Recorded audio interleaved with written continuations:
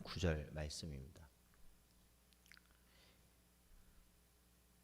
신약성경 요한일서 1장 9절 말씀 저희들 함께 봉독하겠습니다. 만일 우리가 우리 죄를 자백하면 그는 미쁘시고 의로우사 우리 죄를 사하시며 우리를 모든 불의에서 깨끗하게 하실 것이요. 아멘.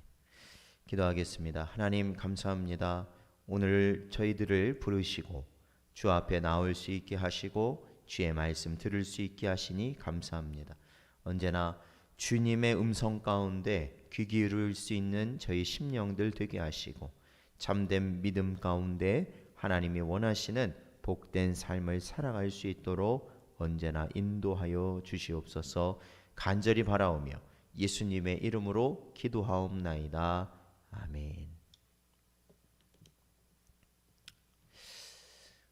사랑하는 성도 여러분, 오늘도 저에게 주시는 하나님의 말씀 가운데 참 믿음으로 이 말씀을 받고 그 말씀에 순종함으로 살아가는 여러분 되시기를 축원드립니다.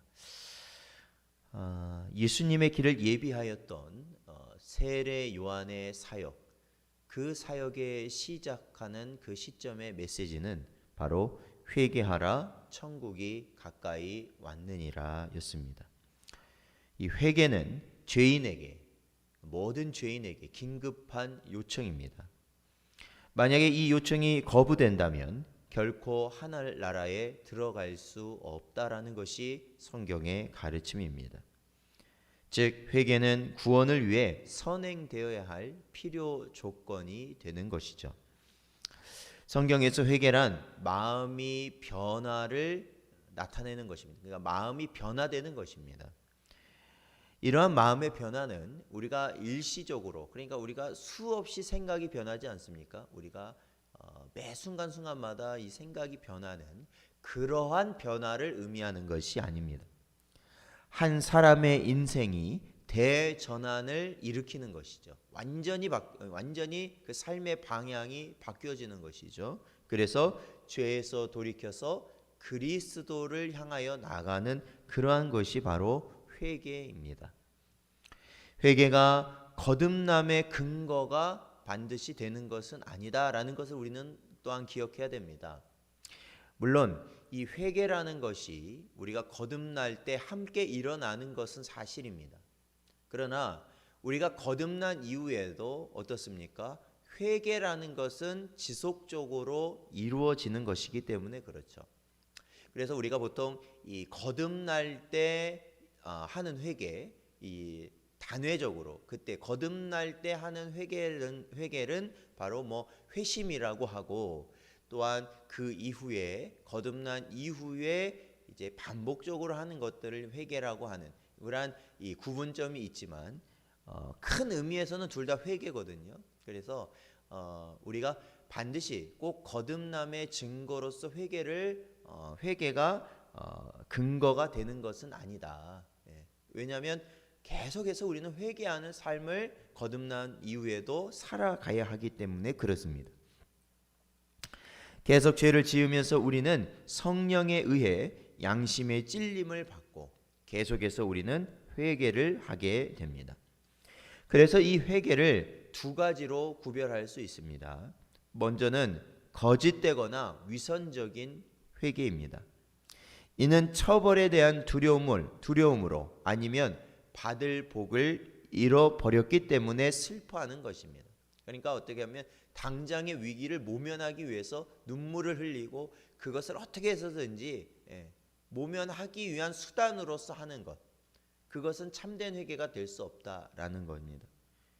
이 구약에도 보면 이 야곱이 에서의 그 복을 가로채잖아요. 그럴 때 에서가 하였던 이 자신의 잘못, 어떠한 자신의 그러한 복을 받지 못하는 그러한 상황에 대해서 자기 아버지에게 말했던 그러한 모습, 그런 것이 바로 잘못된 회개라는 것이죠. 반면에 진실되고 경건한 회개가 있습니다.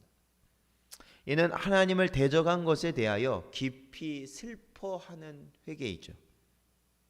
이러한 회개를 하는 사람은 자신의 죄를 변명하려거나 아니면 정당화하려고 하지 않고 열린 마음으로 온전하게 자신의 죄를 고백하는 것입니다. 그러니까 우리가 진정한 회개로 하나님께 나아간다고 했을 때는 중요한 것은 바로 우리 자신이 하나님을 대적하였다라는 것을 인정하는 것입니다.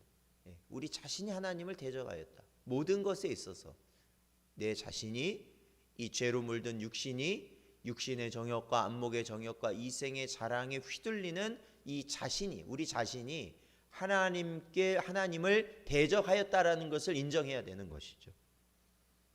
그러할 때 우리가 온전한 회개를 이룰 수 있는 것입니다. 이렇게 죄를 자백하는 것에는 가능하면 언제라도 기꺼이 보상하려는 의지, 그리고 죄에서 돌이키려는 결단이 포함되는 겁니다. 그러니까 저는 이 회개에 있어서 대표적인 인물 가운데 바로 이 삭개오를 떠오릅니다. 이 삭개오는 어떻습니까? 세리장이었죠. 당시의 세리장은 어떠한 사람들이었어요? 악랄하게 세금을 갈취하던 자들. 그래서 자신의 배를 불리던 자들이 세리들이었고 그 우두머리가 세리장인데, 그러니까 이 삭개오가 엄청난 부와 사실은 권력을 가진 자였거든요. 그런데 그가 주님을 만나고 하나님 앞에 온전히 회개하였을 때 그는 어떻습니까? 다른 주변에 자신의 이웃들에 대한 회개를 동시에 하였다라는 것이죠. 동시에 하였어요. 그래서 이 삭개오는 어땠습니까? 자신의 재산을 팔아서 가난한 자들에게 나누어 줌과 동시에 지금까지 잘못 갈취하였던, 그러니까 강제로 갈취하였던, 세금을 갈취하였던 자들의 것까지도 그것을 다 4배로 갚겠다라는 것이 바로 삭개오의 고백이었던 것이죠. 바로 회개라는 것은 이러한 모습이 포함되어야 된다는 것이죠. 하나님과 또한 내 주위에 있는 이웃들에게 대한 회개의 모습이 포함되어야 한다는 겁니다.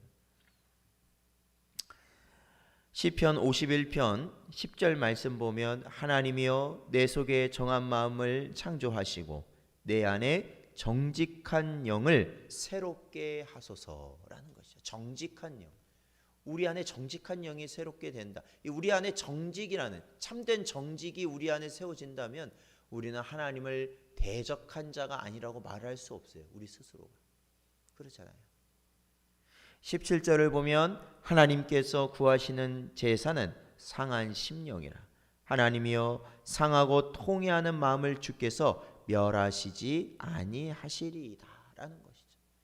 우리가 통회하는 마음으로 상한 심령, 우리가 하나님 앞에 죄인됨을 고백하며 온전히 나가는 그 심령을 하나님은 절대로 괄시하지 않으신다. 그것을 원하신다라는 것이죠. 오늘 본문 역시도 진정으로 통회하는 심령으로 하나님께 회개할 때 하나님은 우리를 용서하시고 우리와 관계를 회복하신다라고 약속하셨습니다. 진정한 회개가 결국 하나님과의 관계를 회복시키는 길이 되는 것이다. 그게 유일한 길이에요. 사랑하는 성도 여러분, 우리가 하나님 앞에 온전히 나아가길 바라고 하나님의 관계가 회복되길 원하신다면 우리가 회개의 자리에 날마다 서 있을 수 있는 여러분 되시기를 주의 이름으로 축원드립니다. 그리고 언제나 우리가 예수님께서 말씀하신 대강령 있잖아요. 하나님을 사랑하고 내 이웃을 사랑하라. 그죠? 이와 마찬가지예요. 하나님과의 관계가 회복되기 위해서 무엇을 성경은 요구하고 있어요? 회개를 요구하고 있습니다. 마찬가지예요. 다른 이들도 마찬가지예요. 내 가족들도 마찬가지고, 내 직장 동료들도 마찬가지고, 내 지인들도 마찬가지예요.